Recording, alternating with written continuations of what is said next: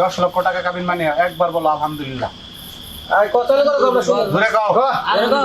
আচ্ছা, ঠিক আছে। হয়ে গেছে? ভাই, আলহামদুলিল্লাহ কেন করি পয়সা रुको जरा सबर करो।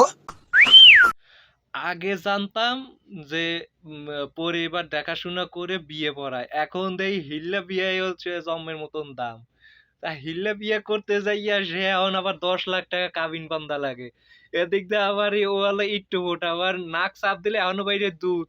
তাই ও 10 লাখ টাকা কন্দা দেবে আমার এই বুঝতেছি না। তা যাই হোক 10 লাখ টাকা দিল যেভাবে হোক, কিন্তু কিছুক্ষণ পর দেখা যাচ্ছে যে ওই যে কবুলটা করলো, করার সাথে সাথে আর মা যেভাবে ওই যে ফায়ারটা করছে, তা কথা হলো কি নতুন বউ নিয়া ঘরে কি উঠতে দেবে আর নেই। আর যাই হোক বাসর তো আগে করেই রাখছে, যাই হোক 10 বছর না করলেও মনে হয় চলবে। তা আপনারা কি বলেন, সবাই একটু মতামত জানা যাবেন।